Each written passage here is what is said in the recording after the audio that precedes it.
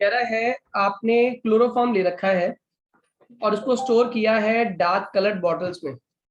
Chloroform is stored in dark coloured bottles. तो completely क्यों से क्लोरोफॉर्म की बॉटल को कंप्लीटली भर के रखते हैं, कारण क्या है, और डार्क बॉटल क्यों रखते हैं? ध्यान रखना है, इसके पीछे एक ही कारण है। क्लोरोफॉर्म जो होता है एयर से बहुत जल्दी रिएक्ट कर लेता है।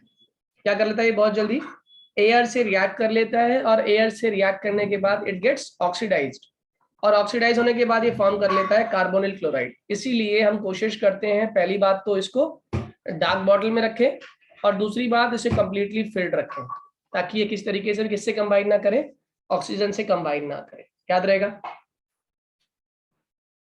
जल्दी बोलिए। Yes sir. डार्क बॉटल से क्या फर्क पड़ा? डार्क बॉटल लाइट को एंटर नहीं होने देगी ना बेटा। ठीक, अगला सुनिए।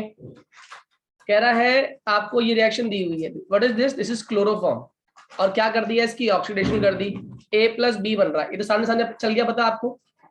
अभी बताया मैंने क्लोरोफॉर्म क्यों नहीं इस्तेमाल करते हम लोग, या क्यों नहीं डार्क लाइट रखते? क्योंकि बहुत जल्दी एक हार्मफुल गैस बना लेता है, जहरीली गैस, जिसको हम लोग बोलते हैं इसे कार्बोनिल क्लोराइड। दूसरा नाम क्या होता है इसका? फॉस्जीन। जहरीली गैस है, आदमी की डेथ हो सकती है इसे स्मेल करने पे, और साथ में बनता है इसमें HCl। Am I clear to all? हाँ या ना? Yes sir. आइए third, with what mixtures carbylamine test is perform. अब कार्बाइलमाइन टेस्ट होता क्या है पहले तो ये समझ लो। कार्बाइलमाइन टेस्ट हम बेसिकली करते हैं 1 डिग्री अमाइंस को डिस्टिंग्विश करने में। हालांकि ये जो क्वेश्चन है ये आपका अमाइंस में आएगा, और अमाइंस हमने पढ़ा नहीं है अभी, तो अभी चाहे क्वेश्चन छोड़ दो, लीव कर दो ये वाला क्वेश्चन, क्योंकि कोई जरूरत नहीं है। कार्बाइलमाइन टेस्ट हम तभी पढ़ेंगे। इसके बाद जो नेक्स्ट क्वेश्चन है that is IUPAC name of DDT। हम जानते हैं DDT क्या होता है, इंसेक्टिसाइड है, वीडीसाइड है, इसका इस्तेमाल करते हैं कीड़ों को मारने के लिए। इसकी फुल फॉर्म लर्न कर लेना, एग्जाम में पूछ लेते हैं। डाइक्लोरो डाइफिनाइल ट्राइक्लोरो इथेन इसका कंपाउंड का फुल फॉर्म है। What is full form DDT? Dichloro diphenyl trichloro ethane. इसका डायग्राम लर्न कर लेना। CCl3 CH, ये कंपाउंड बना, ये कंपाउंड बना, हाँ या ना? देखिए इसका नाम ट्राई करेंगे आप लोग। अब इसका नेम ट्राई कर लेते हैं। इस यहां से नंबरिंग शुरू करेंगे, 1 2। एक पर क्या लगा हुआ है? एक पर 3 क्लोरीन लग गए, तो 1,1,1 ट्राइक्लोरो, ये तो है ही हमारे पास। 1,1,1 ट्राइक्लोरो है ही। अब ये नंबर 2 पे ये पूरा ग्रुप लगा हुआ है, और नंबर 2 पे ये पूरा ग्रुप लगा हुआ है, हाँ या ना? जल्दी बोलो। नंबर 2 के ऊपर भी और नंबर 2 के नीचे भी क्या लगा हुआ है? ये पूरा ग्रुप लगा हुआ है। अब इसका देखिए नाम क्या कहलाएगा? इसका नाम कहलाएगा 2,2। ये 2 बार सेम ग्रुप आ रहा है, इसलिए हमने क्या इस्तेमाल किया? बिस। अब यहाँ पे देखो नंबरिंग करते हैं, 1 2 3 और 4। 4 पे क्या आ गया? क्लोरो। ये वाला नेम समझ लो, इंपॉर्टेंट है। हमने जब रिंग की बात करी तो रिंग में क्लोरो कौन सी पोजीशन पर है? 4th पर, तो नाम आ गया 4 क्लोरो। और 4 क्लोरो के साथ साथ बेंजीन की इंपॉर्टेंस खत्म हो जाती है जब बेंजीन किसी कार्बन से अटैच हो। तो इस केस में बेंजीन को क्या बोलेंगे आप? 4 क्लोरोफिनाइल। क्या मेरी बात समझ आ रही है? हाँ या ना? 2,2 ये समझ आ रहा है? इसी 2 पोजीशन पे ये वाला ग्रुप भी लगा हुआ है, और इसी 2 पोजीशन पे ये वाला ग्रुप भी लगा हुआ है। क्या मेरी बात क्लियर है सभी लोगों को? जल्दी डाइफिनाइल ट्राइक्लोरोइथेन। ये हो जाएगा 2,2 बिस 4 क्लोरोफिनाइल। ये भी खत्म हो गया काम, इसका भी काम खत्म हो गया। कैसे खत्म हुआ? बिस का मतलब क्या है? 2 बार ये ग्रुप रिपीट हो रहा है, एक बार ये हो गया, एक बार ये, तो बिस लगा दिया। अदरवाइज हम क्या लगाते हैं? डाई। लेकिन जब साइड चेन सब्स्टिट्यूशन होती है रिंग के अंदर, तो उस केस में हम इस्तेमाल करते हैं 2 बार ग्रुप आता तो बिस, 3 बार आता तो ट्रिस। तो यहाँ हमारा कितनी बार आया है ग्रुप? 2 बार, इसलिए हमने क्या इस्तेमाल किया? बिस इस्तेमाल किया। 4 पे क्या आ गया? क्लोरो आ गया। और ये बेंजीन रिंग दोनों ही, ये वाली भी और ये वाली भी, क्या कहलाएंगी? This movie is promising young woman. My God. 2 बिस 4 क्लोरोफिनाइल, ये हमारे ग्रुप का नाम हो गया। और इसके बाद नेक्स्ट के कंपाउंड आएगा हमारा, अब आ जाएगी मेन चेन। मेन चेन में कितने कार्बन है? मेन चेन में 2 कार्बन है, आया ना? तो 2,2 बिस 4 क्लोरोफिनाइल। और चेन में कितने कार्बन बच्चों, जल्दी बोलो, चेन में कितने कार्बन है? इथ की चेन है ये, एक कार्बन और 2 कार्बन, इथ की चेन है। तो उसका नाम हुआ 2,2 बिस 4 क्लोरोफिनाइल 1,1,1 ट्राइक्लोरो, और चेन का नाम इथेन। कितने लोगों को ये समझ आया? Please raise your hand quickly. Khushi समझ आया ये? Aditi, Palak, Vaibhav, is it clear बेटे? 4 क्यों लिखा? 4 क्लोरो, 4 कौन सी जगह पे? क्लोरोफिनाइल, इसका मतलब है, देखो जब हम पहले इसकी बात कर रहे थे, इस एलिफेटिक चेन की बात कर रहे थे, तो इस एलिफेटिक चेन में हम नोटिस कर रहे हैं कितने कार्बन है? 2, एक कार्बन दूसरा कार्बन। अब ये 2 कार्बन की चेन से जुड़ी हुई है साइड चेन, जिसमें रिंग है, और रिंग के अंदर क्या जुड़ा हुआ है? Cl नाम का ग्रुप जुड़ा हुआ है। तो हमने क्या किया, पहले इस रिंग वालों ग्रुप को नाम देने के लिए हमने क्या किया, जो हमारी एलिफेटिक चेन है इसमें नंबरिंग पकड़ लिया। अगर ये 1 नंबर है तो ये 2 नंबर है, इस 2 नंबर पे ये साइड चेन लगी हुई है, और इसी 2 नंबर पे ये साइड चेन भी लगी हुई है। हाँ या ना, ये बात मानते हो? Yes, sir. ठीक है। तो अब यहाँ पे हमने पहले 2 लिखा, (2 लिखा, यानी कि मैंने इसको भी कंसीडर कर लिया, मैंने इसको भी कंसीडर कर लिया एक साथ, क्योंकि सिमेट्रिकल ग्रुप है, एक जैसे हैं। साथ में लगाया वर्ड यहाँ पे बिस। बिस क्यों लगाया? क्योंकि एक जैसे दिखने वाले ग्रुप है और 2 बार आ रहे हैं, तो हमने लिख दिया 2,2, साथ में लगा दिया बिस। अब ब्रैकेट शुरू किया। अब ब्रैकेट में इस रिंग की कहानी हमने लिखनी शुरू कर दी। रिंग की कहानी में क्या है? 1 2 3 4, 4 पे क्लोरो आ रहा है, हाँ या ना? जल्दी बोलो, 4 सर पे एक बार करके बताना, कहाँ मार्क करके? जी है। तो ये 1 है, ये 2 है, ये 3 है, ये 4 है, ये 5 है, ये 6 है। क्या नहीं दिखा इसमें?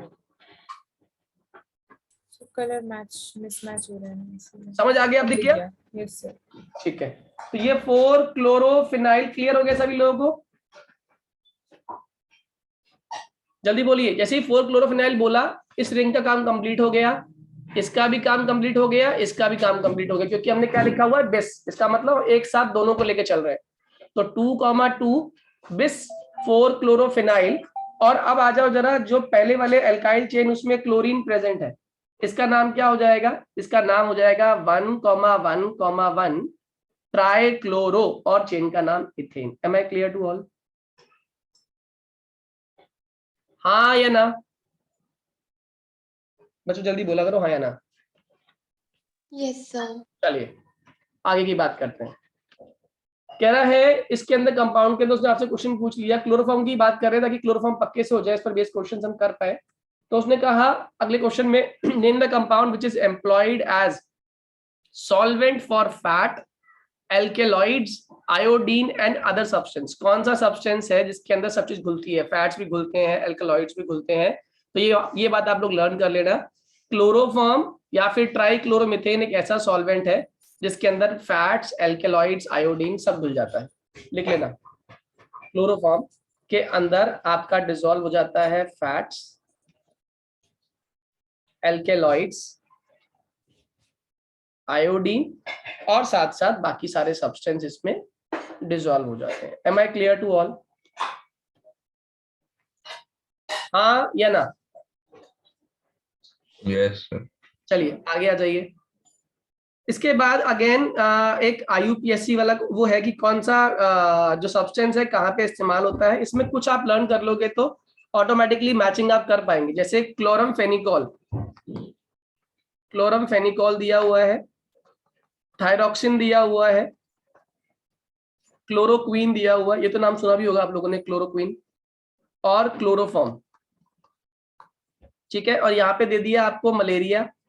तो एक दवाई है इसमें मलेरिया की, अगर आप देख पा रहे हो तो, एनेस्थेटिक, टाइफाइड फीवर में इसका इस्तेमाल करते हैं, गॉइटर में इस्तेमाल करते हैं, और ब्लड के एज अ सब्स्टिट्यूएंट इसका इस्तेमाल करते हैं। बताओ किसका, आप में से कोई जानता हो किसी भी सब्सटेंस का यूज? जल्दी देखो, एक मैं हेल्प कर देता हूँ। क्लोरम फेनिकोल हमारा टाइफाइड में इस्तेमाल होती है। और सोच के बताओ कहीं कोई दवाई सुनी हो आज तक कभी? क्लोरोफॉर्म का इस्तेमाल कहाँ करते हैं? ऑपरेशन थिएटर्स में क्लोरोफॉर्म का इस्तेमाल किया था, बताओ कहाँ करते हैं? सर सुन करने के लिए सुन करने क्या कहते हैं इंग्लिश में? एनेस्थीसिया। एनेस्थीसिया। तो क्लोरोफॉर्म एनेस्थेटिक है, सही है। जरा चेक करो अपनी ऑप्शंस में से कि ए का थर्ड और डी का सेकंड कौन सा ऑप्शन है।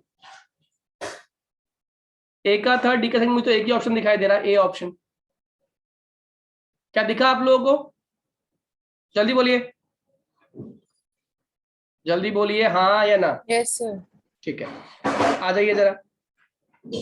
अगर यूजेस की बात करें ना हम, तो सबसे जो बढ़िया और सस्ती दवाई जो बनाई गई थी मलेरिया को ठीक करने के लिए वो है क्लोरोक्विन, ठीक है। और थायरॉक्सिन का हार्मोन आप जानते हो, थायरॉक्सिन कहाँ इस्तेमाल किया जाता है? थायरॉक्सिन का यूज आप कहाँ करते हो? थायराइड ग्लैंड में, हाँ या ना। और जिसको थायराइड ग्लैंड होता है बेसिकली उनको कौन सी बीमारी होती है?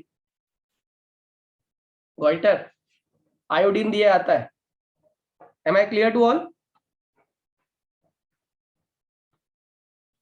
बच्चों क्लियर है, हाँ या ना?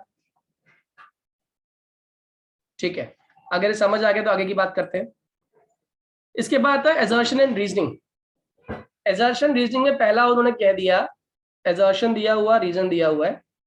उसने कहा phosphorus chloride tri and penta, that is PCl3 and PCl5 are not preferred over SOCl2। इनको हम प्रेफर नहीं करते, इन दोनों को not preferred over SOCl2 for the preparation of alkyl chloride. ये बात जानते हो आप लोग सभी? ये बात सही है या गलत है? आपको याद होगा ROH में आपने डाला था SOCl2, तो बताओ कौन सी गैस बाहर निकली थी? SO2। एक Cl किसको लेके भागा था? HCl बन के, साथ में पीछे क्या रह गया था? ये बना RCl, ये बना SO2 और ये बना साथ में HCl। क्या मेरी बात समझ आ रही है, हाँ या ना? ये दोनों क्या बन जाती हैं? SO2 और HCl क्या बन के बाहर निकलती हैं? SO2 और HCl क्या बन के बाहर निकलती हैं बच्चों? अरे दोनों गैसेस हैं। क्या आप लोगों ने बिल्कुल नहीं पढ़ा गया है चैप्टर? जरा बताइए एक बार। तो यहाँ पे कंपाउंड क्या बन रहा है हमारा? RCl बन रहा है, साथ में SO2 बन रहा है, साथ में क्या बन रहा है? HCl। तो ऑब्वियस ही बात है ये एक बेटर रिएजेंट है, क्योंकि इसके इस्तेमाल करने पे दो चीज क्या बन रही है आपकी? गैसियस, और वो भी क्या है? By product. तो ये बहुत जल्दी से एस्केप कर जाएंगी और खाली क्या बच जाएगा आपके पास? प्रोडक्ट बच जाएगा। लेकिन अगर हम इसी की जगह पे इस्तेमाल करते PCl5, तो हम जानते हैं टूटता कैसे PCl5? Cl, PCl3 और Cl की फॉर्म में। PCl3 कंबाइन करता है O से, क्या फॉर्म कर लेता है? POCl3। H कंबाइन करता है Cl से, क्या फॉर्म कर लेता है? HCl। और R कंबाइन करता है Cl से, क्या फॉर्म कर लेता है? RCl। क्या मेरी बात समझ आ रही है, हाँ या ना? और तीनों ही प्रोडक्ट हैं। अब एक प्रोडक्ट दूसरे प्रोडक्ट के निकलने में इंटरफेरेंस करेगा, इसीलिए बहुत अच्छी रिएक्शन नहीं है। और ऐसे ही ROH की जब रिएक्शन करते हैं PCl3 से, तो उस केस में दो ही बनते हैं प्रोडक्ट, अगर आपको याद हो तो। यहाँ पे 3 मोल ले लेते हैं तो बाहर निकलता है 3 मोल ऑफ RCl और साथ में बाहर निकलता है H3PO3। क्या ये क्लियर हुआ आप लोगों को? तो पहला पार्ट जो कह रहा है फॉस्फोरस क्लोराइड और ट्राइक्लोराइड और pentachloride are not preferred over thionyl chloride for the preparation of alkyl chloride from alcohol, ये बिल्कुल ठीक है। अगला कह रहा है phosphorus chloride give pure alkyl halide. जो फॉस्फोरस क्लोराइड है ये हमें क्या देते हैं? Pure alkyl halide. ये बात सही है गलत है? जल्दी बोलो। Phosphorus chloride pure alkyl halide दे रहे हैं? नहीं, ये देखो इसमें और इसमें तो ये सब भी बन रहा है ना, बाई प्रोडक्ट बन रहा है, तो क्या ये प्योर है? No, it is not pure. तो इसका मतलब क्या है? एजर्शन तो सही है, assertion is correct, but reasoning is wrong, reason is wrong. तो हम लोग क्या ऑप्शन फॉलो करेंगे? ना तो ये ए है ना ये बी है, दिस इज सी ऑप्शन। क्या मेरी बात समझ आ गई, हाँ या ना? जल्दी बोलिए, हाँ या ना? खुशी समझ आया बेटे? खुशी ये समझ आया? चलिए आगे समझिए। अगला कह रहा है boiling point of alkyl halides. Boiling point of alkyl halide आपसे पूछा गया और आपको दिया गया है RI RBr, RCl और RF, और ये है इसका ऑर्डर RI, RBr, RCl और RF, और ये डिक्रीजिंग ऑर्डर है बॉइलिंग पॉइंट का, डिक्रीजिंग ऑर्डर। अब उसने सेकंड पॉइंट जिसका रीजनिंग बोला, ये तो असर्शन था, इसका रीजनिंग उसने बोला बॉइलिंग पॉइंट जो होता है ब्रोमाइड्स का, of bromide is higher than that of comparable hydrocarbons. क्या ये बात सही है? जो बॉइलिंग पॉइंट होता है हेलोजन्स का, वो हाइड्रोकार्बन के कंपैरिजन में ज्यादा होता है, ये बात सही है गलत है? जल्दी बोलो हाँ या ना। ये दोनों पॉइंट ठीक है, एजर्शन भी ठीक है, रीजनिंग भी ठीक है। क्यों? आप जानते हो बॉइलिंग पॉइंट डिपेंड किस पे करता है? पहली चीज, बॉइलिंग पॉइंट डिपेंड करती है स्ट्रेट चेन के ऊपर, जिनको नहीं आता बिल्कुल भी वो सुन लें। बॉइलिंग पॉइंट डिपेंड करता है स्ट्रेट चेन पे, बॉइलिंग पॉइंट डिपेंड करता है मॉलिक्यूलर मास पे। तो आप ये बात चेन की तो है ही नहीं, ये बात किसकी है? मॉलिक्यूलर मास की।